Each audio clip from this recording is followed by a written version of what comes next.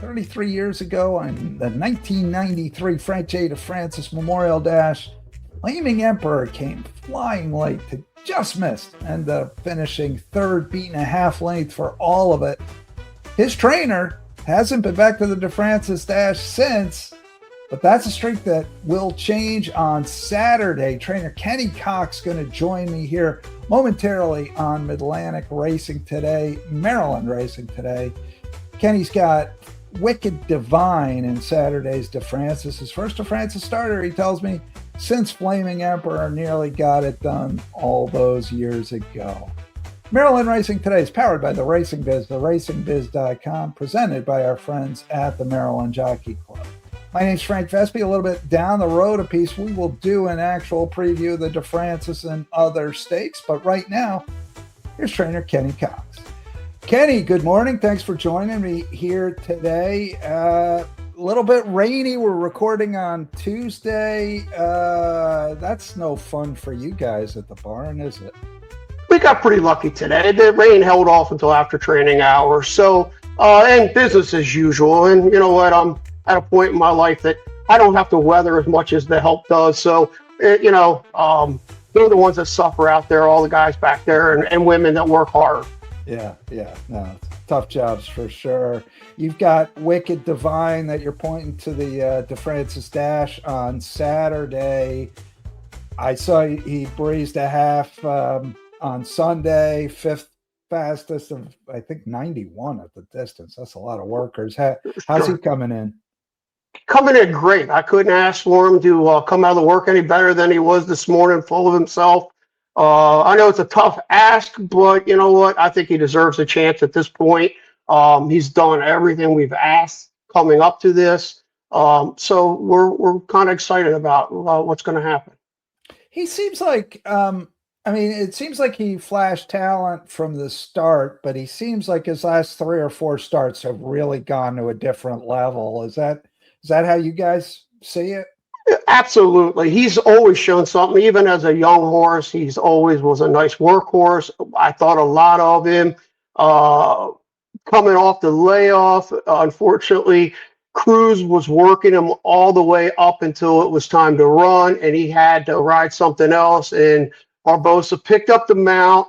First time he rode him, he ran huge off the layoff against old. That was the first time against older horses. And Barbosa came back and he's like, I think this horse could win a stake. And I said, I kind of told you that going into this, but time will tell. And he's pretty much stayed on him since then. And a few times we've just gotten unlucky, but in a couple of races, and it seemed like every start up until the last few, he just caught somebody a little better that day, dropping down. And at the time, I'd have to be honest, I think the Maryland bred, other than was as tough as it's been in years through the time he had to run against those horses. Well, kind of now he's the tough one that the other horses catch. One of the horses you beat a couple of starts ago was Paco the Taco Man, who's now turned around and won 4 straight since then. Sure. So you're the Tiger now, right? Absolutely. This is a horse, Bonicelli Racing. They've been part of a lot of horses with you guys last number of years, including Ain't the Beer Cold, who we'll talk about a little bit later. But sure. they gave $10,000 for him, so not a ton of money, and he's certainly paying his bills these days. So, does that make it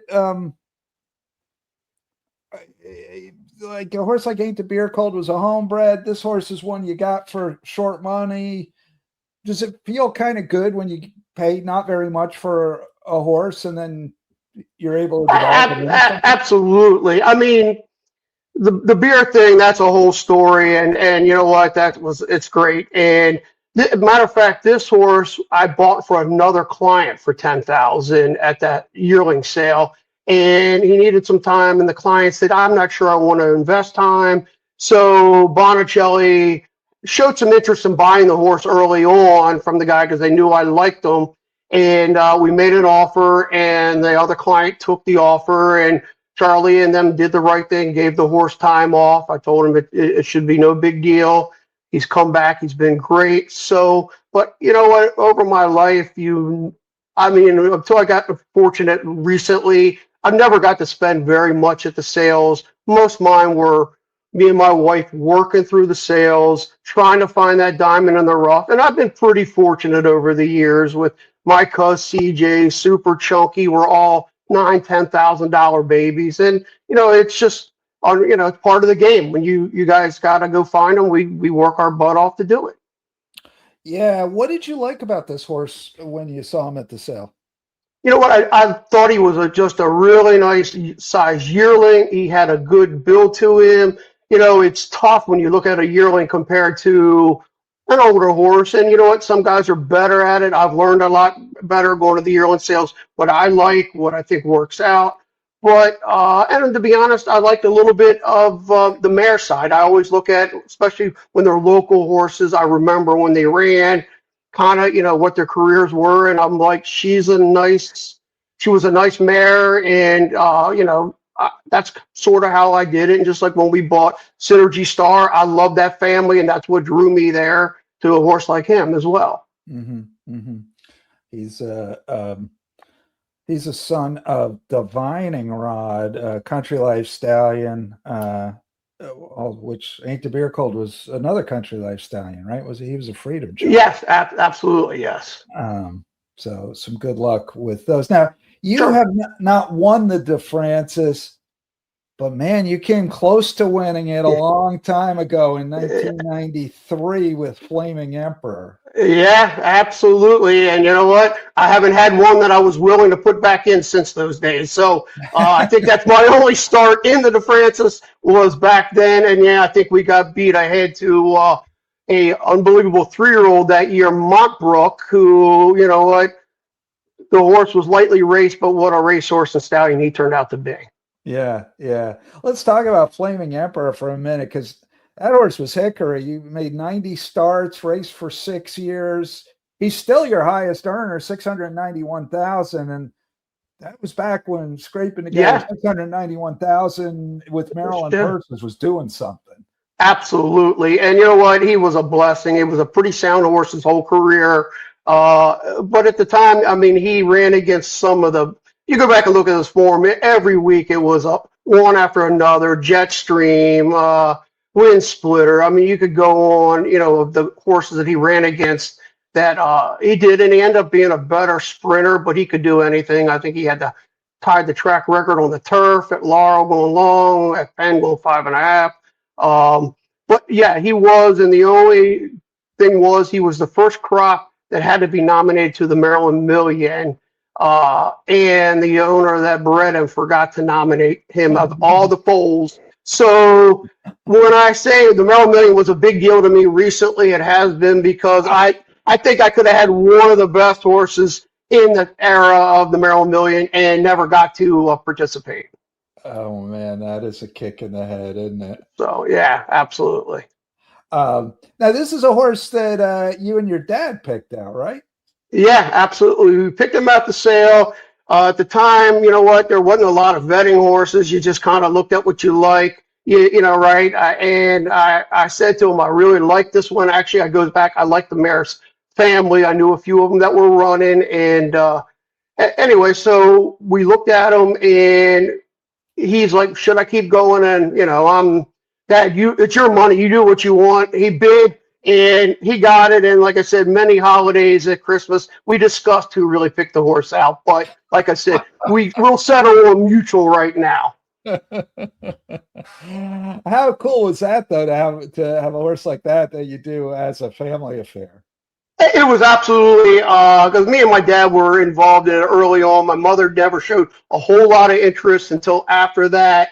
And you know what? It took us places. It did things that, you know what, I probably still will remember and may never get to do again.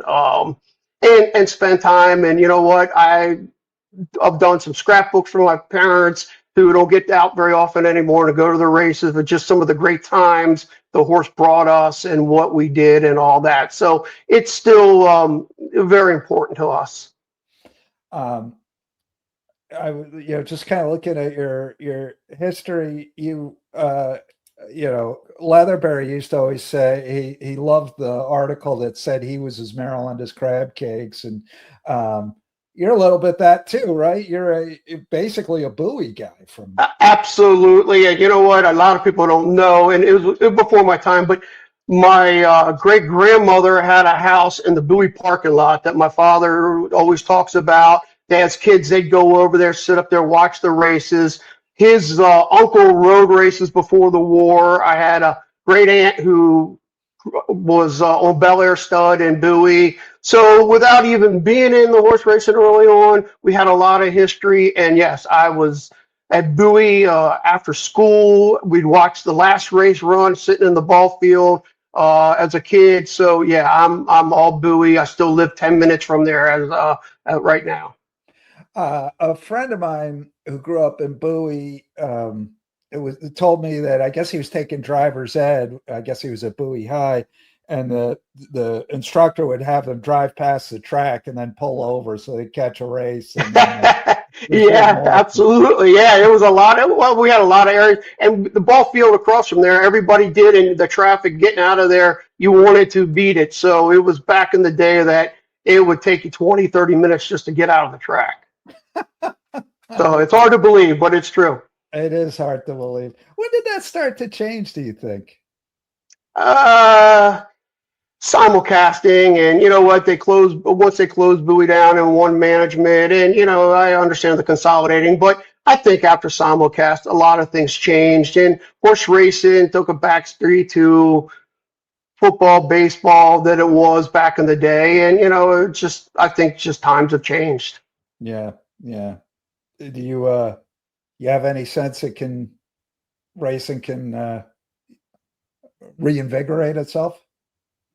Yeah, we hope, and we've done it, and we love it, and we all talk about it. And I know there's a lot of stuff going on, but you know what? I'm still here because I love the game, and you hope, but it doesn't look good, but you're always stand behind and try to support it, and hopefully someday we can get back to somewhat of the level that we were. Yeah. So a race like the Francis, I have a sense, but I'm curious as to whether it used to be a grade one. It was a race that made champions. And, when Flaming Emperor ran on it, I think it was a grade three, but it was on the upswing. It had just started a couple of years prior. Yeah, so, absolutely. Yeah. And now it's ungraded. It's $175,000. It's clearly not what it was. But I have a sense that for a lot of at least Maryland guys, it still means something a little more than just all the other $100,000 stakes. Well, it is. I think there is such a history to that race, and when they first did it, and to be honest, I'll never forget when Mr. Francis passed away. I was at Monmouth Park with Flaming Emperor running in a race, and then they came up with that. So I for what Mr. Francis did for Maryland at the time, and everybody goes back to those days, remember how great things were and what he did to build the brand, means a lot to the people who were around then. So I think that there is a sense of history and respect that we guys that have been there since the beginning feel the need to participate when we can, and like I said, it does mean a lot to us.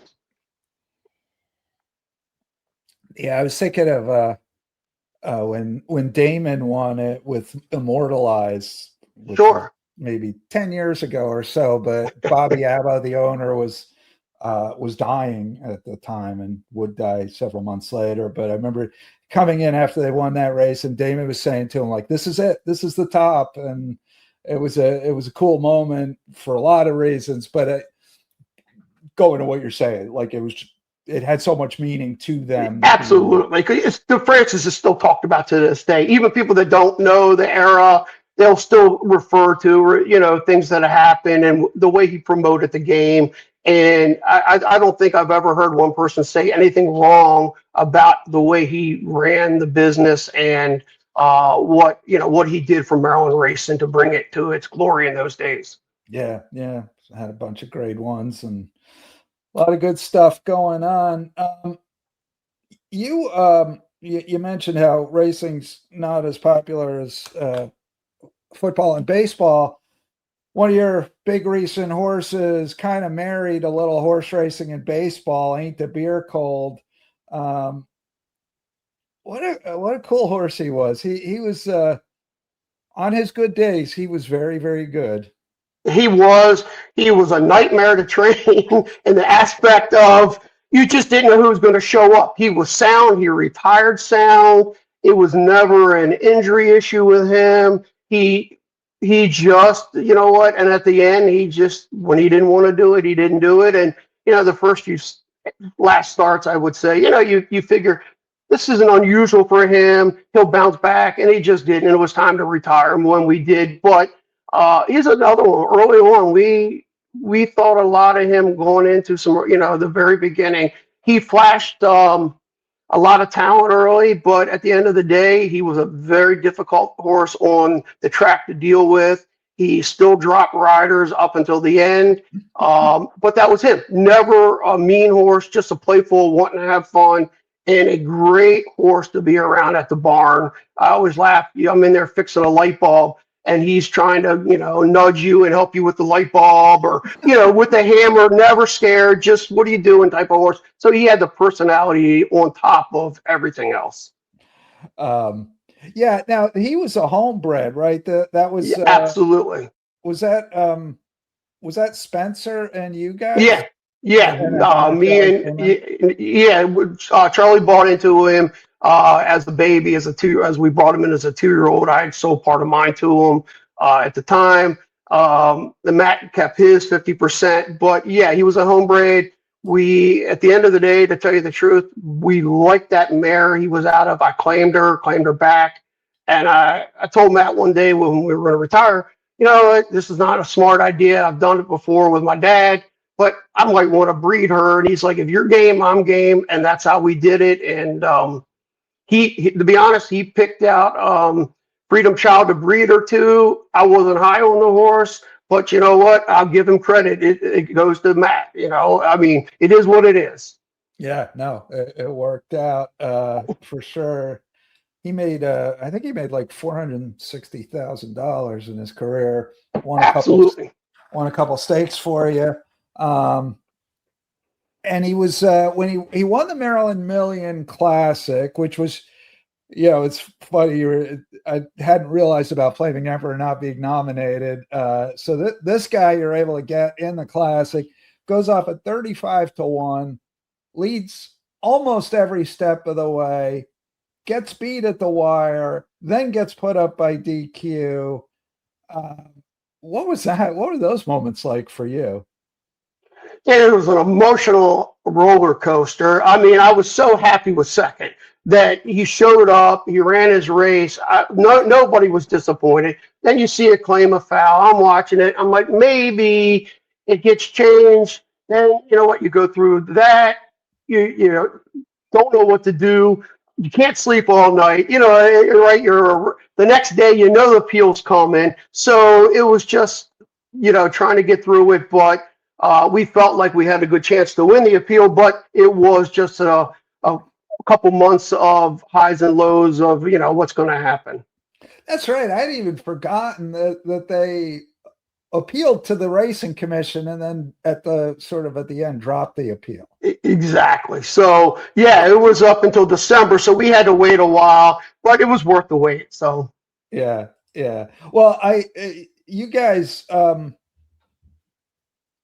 remember like talking to all of you in the winner's circle, and there was no sheepishness like, oh, we got put up by DQ. You guys were all in. It was you were just as happy as if you. Absolutely. You hate to see anybody get taken down in those races because we've all been on the other side of that, and there's nothing worse going to the winner's circle at times knowing you're coming down in a race. So, but at the end of the day, it was a win. It was the Maryland Million Classic. His name will be on there. So, you know what? You might have an asterisk beside his name of how he got it, but he got it. And, for a homebred on top of it, that was what it was really. If it would have claimed horse or something like that, maybe it wouldn't have meant as much, but it was because of the journey we had with that horse. Yeah, I remember you had told me like he had some foot things and you had to put glue-on shoes on him, which, if I recall That was. correctly, are expensive. Yeah, but I think he paid for him, so it was good. But yeah, no, that was the only issue. He had some, and you know what? We had a wonderful bunch of people get together, go over it, come up with a plan, and that he kind of got good again after that. And but yeah, that was the only issue we ever really had with that horse was the suspensor. I mean, the not the shoes. I'm sorry, the glue ones. Yeah. So the name came, that was Chick Thompson's phrase, right? The O's Yeah, Chuck Thompson. Chuck Thompson. Who named him? I named him. Oh, you did. Yeah, what happened was, let me get this back in here. Nobody could come up with a name. We went through 100 different names, right? And you got partners, and you're like, what are you going to name them? And finally, I don't know. I'm sitting around watching YouTube one day on just remembering some of the old Oriole classics. Like I said, I loved listening to Chuck Thompson call the games when I was a kid on the radio. Listen to the Orioles game every night. And I was like, you know what? Let me hear if I can find some. And I found some old things. Heard the slogan, "Ain't the beer cold?" And I'm like, wow, that's a great name for a horse. And Kelly looks it up and she's like, nobody's used it. I'm like, I called Matt and I said, I got a name. They're pure Baltimore. They own a liquor store in Brooklyn, right outside of Baltimore. I said, I got a name for us. And he's like, okay, if that's what you want. And I said, let's do it. And, you always hope that it turns out to be a nice horse or a name like that, but it did. And you know what? That's exactly where the name came from. Yeah, no, that's another thing, right? It's as Maryland as it could be. Exactly. Talking with trainer Kenny Cox here on Midlantic Racing Today. Kenny, one of the neat elements of that story of him winning the Classic, I thought, was you told me that you had talked with your partners and said, I want to send him in the Classic, but I'm going to leave it up to Toledo because he's the rider and he's got to figure it out. And Toledo walked out before the race and said, I don't care what you say, I'm sending. That's a true story. It was, and when everybody was on board, and at that point, whatever happened. But you know what? One thing about me, I listen to the riders. I'm pretty easy to get along with. I listen to their opinion in the paddock, what they think is how it's going to be. And when he said it, I said that we're on board and do what you got to do. Yeah. And he was dead game. And then he came back a few starts later and won another stake for you. Yeah, absolutely. Same thing. He got it. And we ran him that day when I realized there's no speed. If it's ever going to happen, it's going to happen that day with the setup. And the one thing about him, you watched him enough that at the quarter pole, you knew either he's in it or he's done because that's how he ran. When he cut the corner in any race and he's still digging in, I'm like, I have any shot to win or as much shot as anyone. But if it was not what he wanted, he was backing up and he's like, I'm not doing it. And that's just the way he ran. Yeah, was that frustrating? Because you can look at his past performances and you see these races where he runs great and these races where he's just nowhere. Was that frustrating for you guys? That was the worst. Like I said, that's what I was saying. Training him was kind of a nightmare just because you just didn't know what you were going to get. And you know what? Everybody's looking at you. Why are you running a horse that gets beat like that? And you come back and you can't hold him down the next day. He's just, I think it was just, he was a smart horse and when things weren't his way, he kind of did it. And, at one point I went back and I looked at Freedom Child's form early, when he ran, and he kind of was that style horse that either ran really big a one or you didn't find him. So, I don't know if it's a little bit of the breeding, but that's how he ran. And it was, like I said, no matter how much you loved him going into a race, it was just, you just didn't know what was going to happen no matter what. So you're always wrong with pins and needles of what was going to happen. Yeah. Now you mentioned like your father kind of got you into racing and was one of your first clients. And your wife works at racing, so it's been a family affair throughout. How's that? How's working with your spouse for one thing? It's like anything. It's up and down. She's a perfectionist, so You know what? But she makes me do right. I mean, I'll be honest. She's a big help. She's an excellent horse person. Loves the horse. So she's on top of things. She always tells everybody, "Don't worry about Kenny at the barn. He's a pushover. You got to worry about me because she runs the talk shit." And but you know what? That's her, and she just wants things done the way it's supposed to be done. And Hmm. that's why I say I can't cut corners when she's around. So she makes you do what you're supposed to do. Yeah, yeah. I think my wife would take a frying pan to my head if we had to work together. So um, it's good. We let our moments. Don't get me wrong. She was a clocker at Bowie for a while, right? Yeah, she trained horses. I mean, she's done it all. She came up under Dutch Row, the original Dutch Row. Um, Ended up, she was foreman for Dan Capuano for a long time. Hmm. Then took the clocking job, and after that, she did that for a long time. So she recently started a therapy business that she does at the track. But yeah, so she's been around for a long time and done many jobs as well. Yeah, yeah. Who'd you work for before striking I out on worked your for own? some smaller people at Bowie, just, a couple different people. David Sight back in the day, I came up under, who taught me a lot, who was a very good horseman. So it was a bunch of different people, but mostly David did help me along the way of learning a lot. And so I owe a lot to him as When did you decide like this is what I want to do? I want to work in racing. well, probably at 14 or 15 when Is I that right? first got involved and started walking hospital. I'd go over there and do that and work there some summers, doing that kind of stuff. Knew then that's what I wanted. And like I said, my father was a big part of helping me get there, invest into, put some money up and get some horses. And it wasn't, like I said, wasn't for them, supporting me through all the times and helping me, I would not be here right Yeah, yeah. Do you remember your first win? now. Larkin's Ambition, Penn National, maybe 89, something like that. Uh-huh. So it was a Penn National, is that what you said? Yeah, it was. I shipped up there I'll never forget. Shipped up there and he won and got claimed, but yeah, I think I was like the third or fourth horse we run. He claimed him with somebody else for a little while, but they knew that once I got on my own, I'd get the horse. And so yeah, that was the first one we Um, it's funny. It's funny with all the Maryland horses you've run over the years. So your first winner comes at Penn had. National. Yeah, exactly. Um, Penn National is another place. Man, I feel like wherever you are on Earth, you're 2 hours away from Penn National. Like it's I don't never like that close. drive anymore. I haven't been there in years, and I don't look forward to going there unless I have to.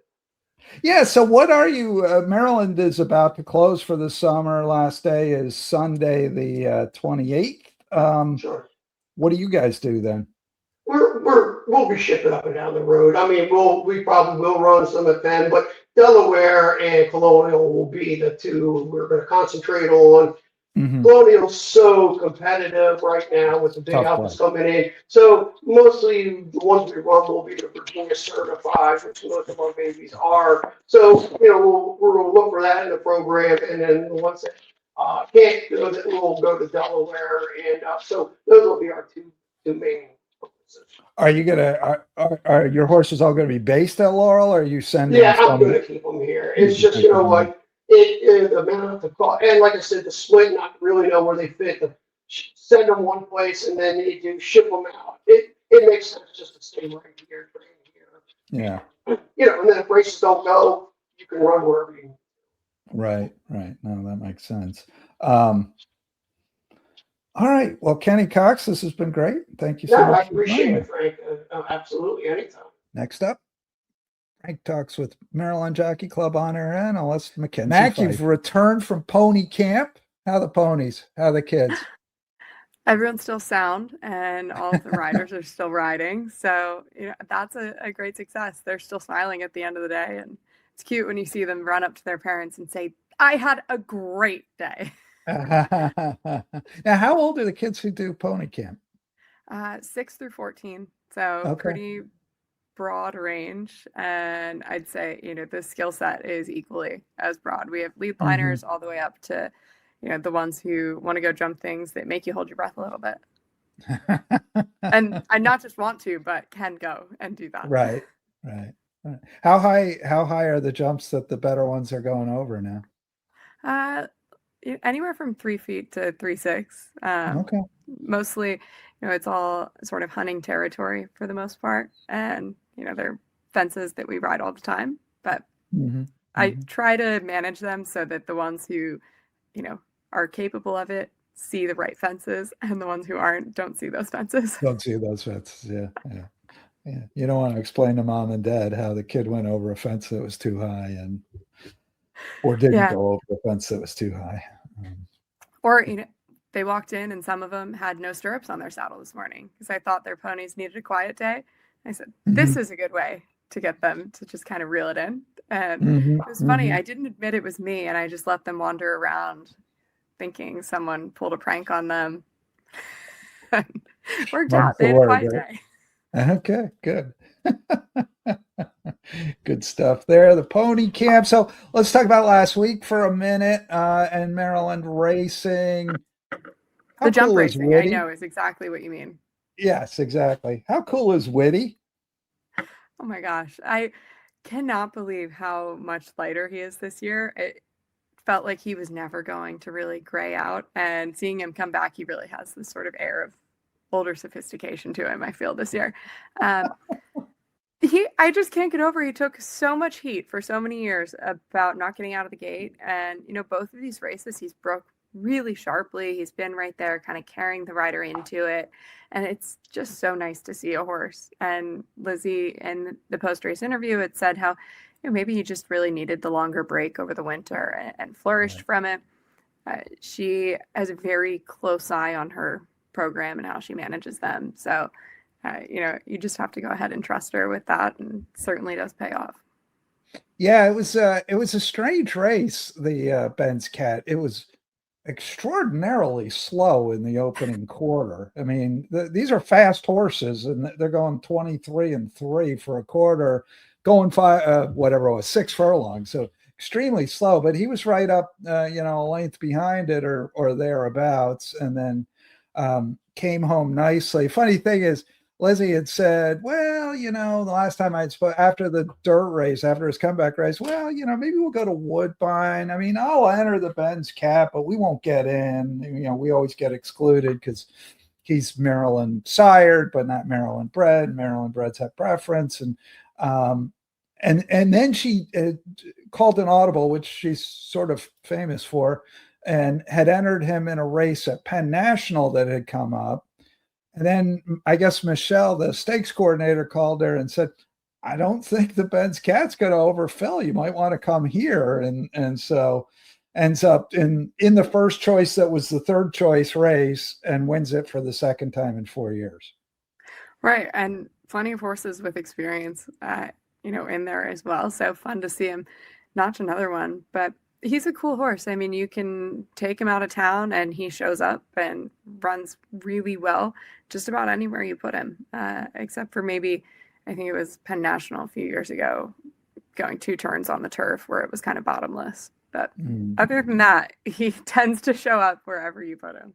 No, he's a good horse. Goes over $1 million in career earnings with his second Ben's Cat win on Saturday. He's a little, he's like he's not as good as Ben's Cat, but he's kind of a Ben's Cat light, like a veteran turf sprinter, keeps coming back, keeps running good races as he gets older. It's cool to see the old hard knockers keep on running big races.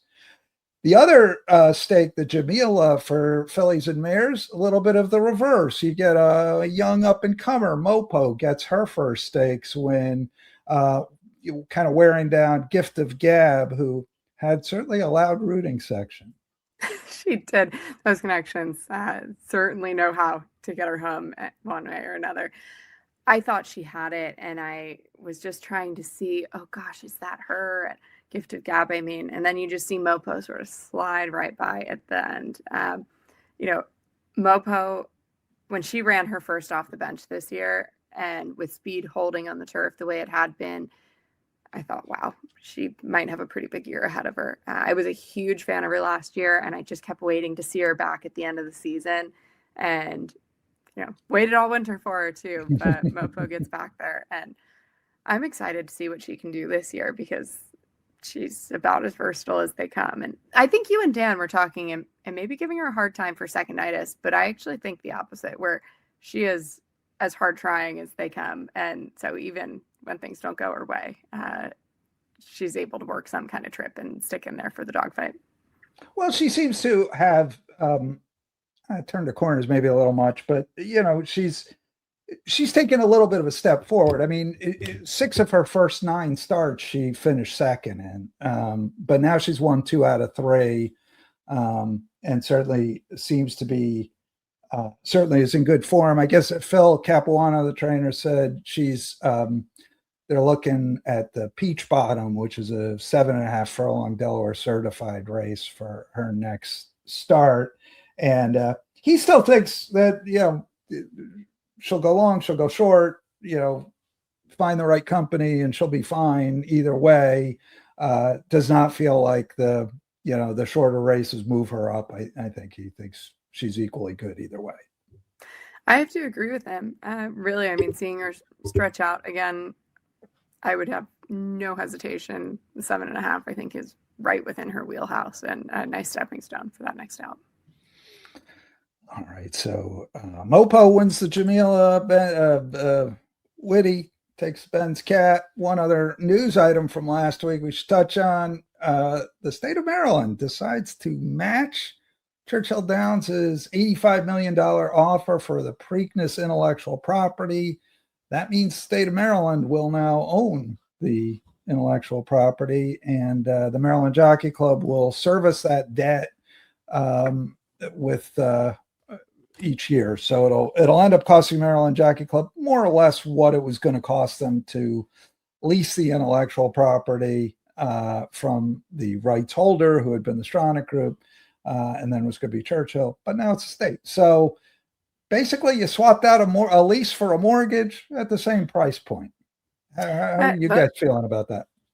I mean, I think the way you put it is great, because would you rather have equity in something, or would you rather be paying the lease on it? I think of a car, right? In that scenario, to me, on the other side of it, I think Maryland had an opportunity to answer a question, and I love that they answered with a very assertive yes, and really kind of put their foot in the game there. And I think that's important for where Maryland racing is right now, and speaks volumes as to where we're going. The next sort of big thing on the agenda, the Board of Public Works meets July 1st, and on that agenda is reconsideration of Laurel Park training site purchase. That was going to happen, and then the Legislative Policy Council put a pause on it, said we want 45 days. We want to understand the cost and benefits and why this is a better idea than any other idea. And the Stadium Authority has provided that, and hopefully to the satisfaction. So if that gets done, you'll actually have, okay, Pimlico moving, Preakness rights secured, Laurel, okay, that's going to be like, you'll actually have things start to be kind of wrapped up in a bow. It's hard to believe, right? It feels like it's been a long road, and hard to believe just in how satisfying is that feeling when you finally get through your Sunday to-do list, or it's taken you all week to work through it, and this time, or in this scenario, much longer than a week-long sort of to-do list. But that's something I think worth looking forward to and celebrating. Yeah. No, it would be. It's been a long time coming, and a lot of sort of displacement and concern and whatnot. But if everything actually does get wrapped up, that would be pretty cool. You can actually start to think of a future arriving. All right, Mackenzie Pfeiffer, let's talk about this week. Got the DeFrancis Dash, the $175,000 DeFrancis Dash, one of the great historic races in Maryland. Not quite the race it used to be. Nevertheless, pretty interesting group of horses. Sure feels like there's a lot of speed in here. Whew, it is a really good addition this year, I have to say. I think you can make cases for a lot of them. Now, to be honest, and that's kind of how do you pick them apart, right? Because there is a ton of speed. Haley's First Notion, I thought great in the Maryland Sprint, and then followed it up at Delaware with another huge effort.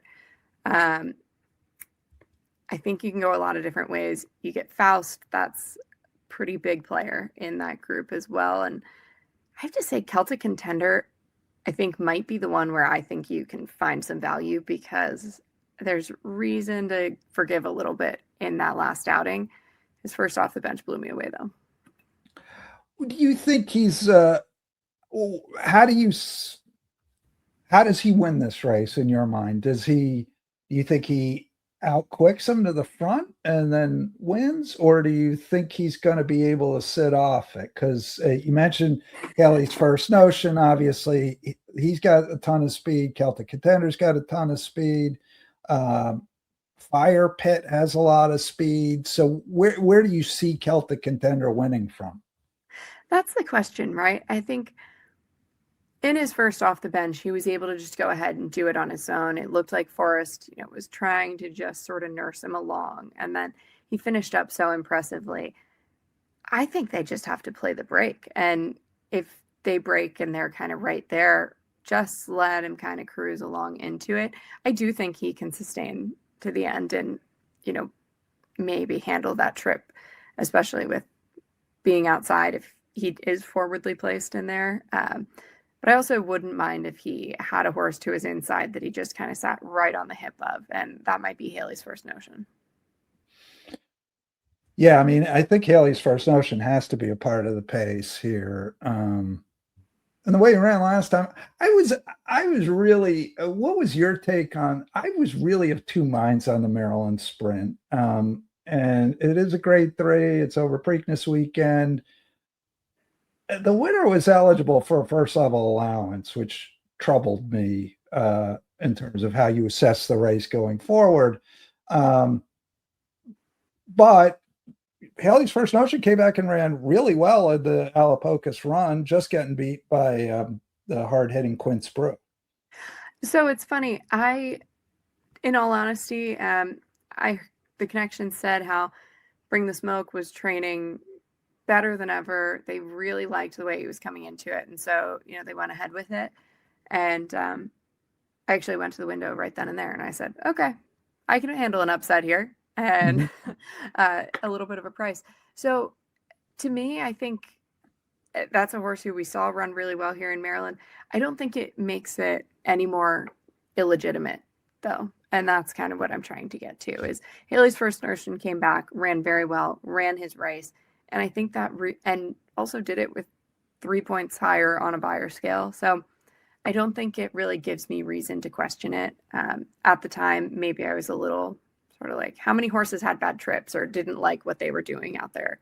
But I think coming out of it, no, it very, very well could be a legitimate race. And Bring the Smoke, I mean, worked an incredible trip, and he certainly had the setup there.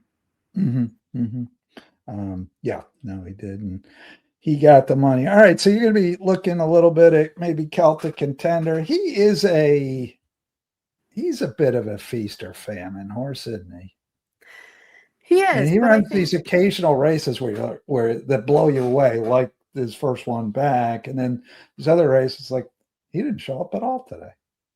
No. And, I just felt like I think there's an opportunity for him to maybe get a very similar trip here. That is the thing that concerns me.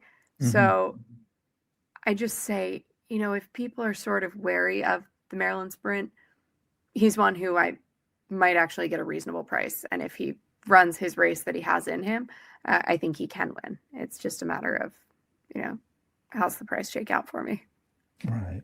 Right. Okay. So a little bit of Celtic Contender. I wanted to talk about the Japan Racing Association, which is on the turf at 1.125 miles, and particularly wanted to talk about it. I really can't make this horse the winner, but there is the Mackenzie Pfeiffer hunch play of the day leaving from the inside. I was wondering if that was where you were going to. Look, comes out of a good race on the synthetic, needs to step up here. Probably a logical placement, though. It's a horse who's been pretty consistent, and I like that it's a horse who doesn't come from too far off the pace, is able to kind of sit within range of things. With the way the turf's been playing, maybe that works. Now, I had a bit of rain here in my area, so hopefully the turf course, hopefully it's, maybe gives a little bit more flexibility on the turf course for this weekend. Yeah, I mean, you made a case. Mackenzie's Nova is not winning. No, I mean, I tried my best, but you did. Yeah, you did. There are things to like and things to appreciate. Now, because of those statements, maybe you just talked him into the winner's circle, but it wouldn't be the first time. A lot of questions. Would I spend more in a pick 5? I don't know I would, but if I see him sitting around 80-1, I've had worse hunch plays or sort of worse, coincidental wins or upsets. Yeah, no, you'd be tilted in a windmill, but every once in a while, right? Anything you do like in here? A couple of nice horses here, including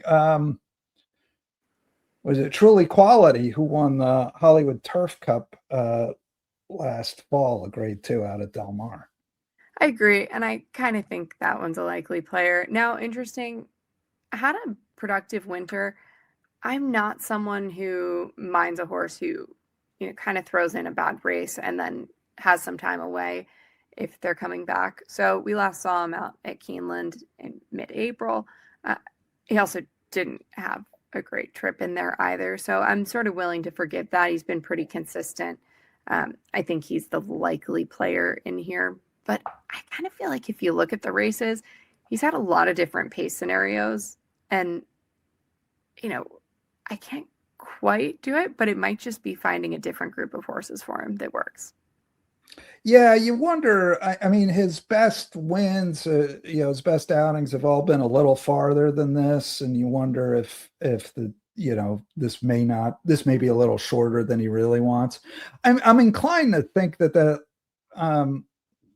blinkers may have been an issue for him last time. They tried him with blinkers, bad trip, doesn't run very well. Now they take him back off, and he had run a bunch of good races. He had run a bunch of races that are good enough to beat these horses prior to that, without. So I agree. And I will point out, off of a short break between August and November last year, he won first off the bench with the blinkers off move again there. So maybe that's kind of what you look for. There you go. There you go. That's why we pay you the big bucks, Mackenzie. That's good insight. I don't know. It sort of solidifies that, but and I don't think he's a horse who's devoid of speed, but he's not one I would be singling either. This race for me, I can usually try to par things down in turf races. This one, I think I have to use a few horses. Yeah, I think you'd want to. I don't think you want to just commit on that one horse. I'm looking for how well did a Bourbon for Toby run in the dinner party? So, funny story. He was one who I was kind of stuck on and really liked going into the dinner party. I don't think I have it in front of me as to what my final selections were that day. But I thought he was a really interesting player. And so he's the one who I actually kind of think, I don't know what kind of price we get on him, I guess coming off of career top buyer. It's hard to say, but going the distance over the course, Lasix off worked. I think he maybe has a little bit more upside for me. He ran huge. I mean, because the pace was not particularly fast. He was in last most of the trip. ends up being second, beat 3/4 of a length by Fort Washington, who's a Grade 1 winner. I mean, Fort Washington is a legitimate racehorse, and beats Cruise the Nile, who, was the favorite and is all upside. Right. And to be honest, I mean, I felt like Cruise the Nile we saw in the Henry Clark should have been able to get that done, but it was sort of a weird trip. And as far as pace goes, maybe that was the difference. I don't really know. I couldn't quite wrap my head around that, to be honest. But a Bourbon for Toby is a horse who I think has upside. And so I agree with you there. All right. We got 2 other stakes as well. The Deputed Testimony, old friend Barbadian runner. He's back. Love to see it. A couple of pretty nice horses here, though, including Duke of Duval for Asmus. I agree with you. Now, Joke Star is one who you go back to the post-time stake, right? He's had a race off of the bench now, comes back down here. Small field, I just felt like the trip worked out for him on that day. So he's not one who really kind of blows me away in the group.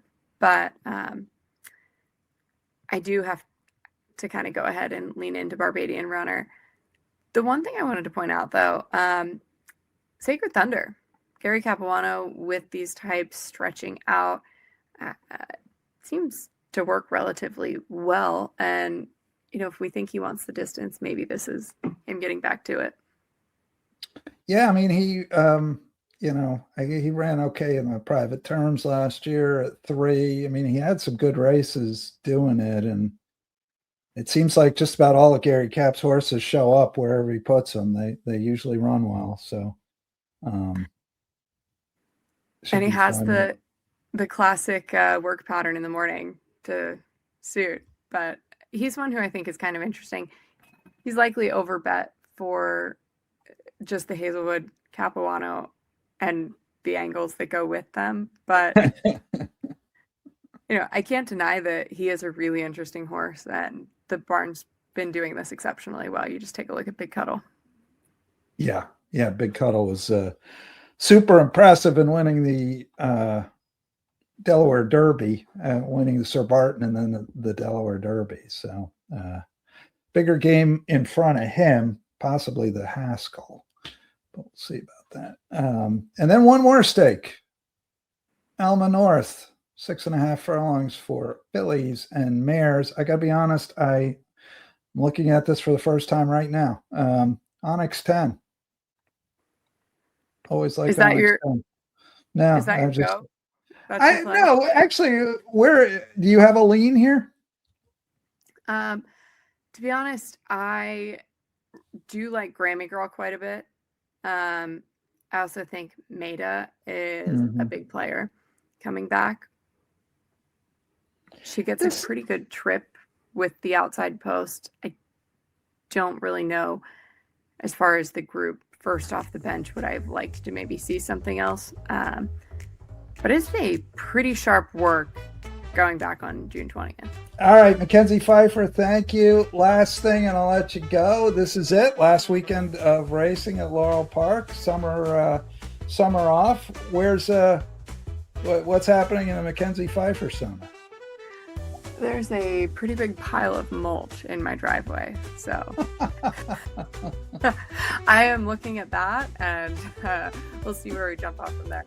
Likely get up to Saratoga, Colonial, and kind of try to make the rounds and get out for a few good days of racing. And yeah, the nice part is I can sit around and be doing things or ride my horse and have him cooling off in front of a fan watching a race, and I'm a big fan of multitasking. Maybe even catch me at, the OTB here in Timonium. Well, good stuff. Thank you so much. Thank you. That's a wrap on today's edition of Midlantic Racing Today, Maryland Racing Today. Maryland Racing Today, powered by the Racing Biz, theracingbiz.com, and presented by our friends at the Maryland Jockey Club. Thanks so much to Mackenzie Pfeiffer, trainer Kenny Cox, and most of all to you for listening and watching. My name's Frank Vespi. This has been Midlantic Racing Today. We'll be back a little bit later this week with another edition of Midlantic Racing Today. That one will focus on Delaware Park. Please do like and subscribe anywhere you get your podcast. We appreciate it very much. We'll catch you next time here on Midlantic Racing Today.